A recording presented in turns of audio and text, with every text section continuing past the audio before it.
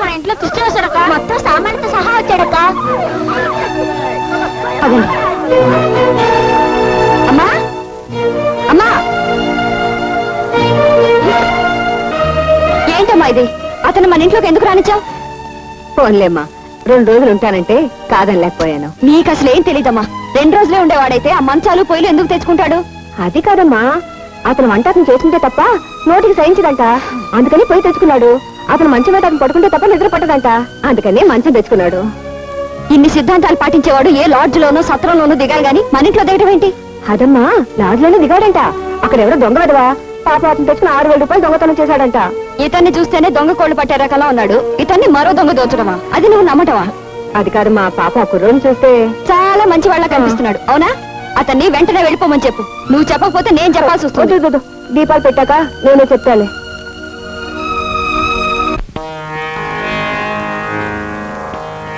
అమ్మా, అతన్ని పొమ్మని చెప్తావా లేదా? దీపాలు వెళ్ళప్పుడు పొమ్మని చెప్పకూడదమ్మా, రేపు పొద్దునే చెప్తానుగా.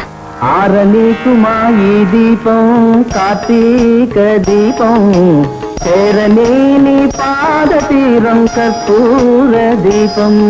ఆరనీకుమా ఈ దీపం కార్తీక దీపం, చేరలేని పాద తీరం కర్పూర దీపం.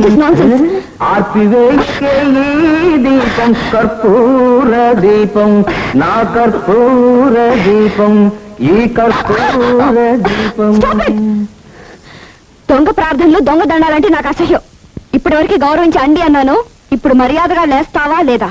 దైవ ప్రార్థన చేసుకునే వాళ్ళని దూషిస్తే దైవాన్ని దూషించినట్టే లెక్క. అయినా దీపం పెట్టి సంధ్యావందనం చేసుకోవలసిన ఆడపిల్ల నోటి వెంట బూతురా. రామ రామ, నువ్వేం చెప్పక్కర్లేదు. దైవ దోషం చేయకూడదమ్మా. లోపల రా. మరి తన అక్కడి నుంచి లేవమని చెప్పు. ఇవాళ కానీ రేపు చెప్తానుగా. రా. దొంగ చూపులు దొంగ ప్రార్థనలు. ఏమిటి? నన్ను మీరు అనకుండా నువ్వు అంటావా? రేపు నుంచి మీరు కూడా నువ్వే.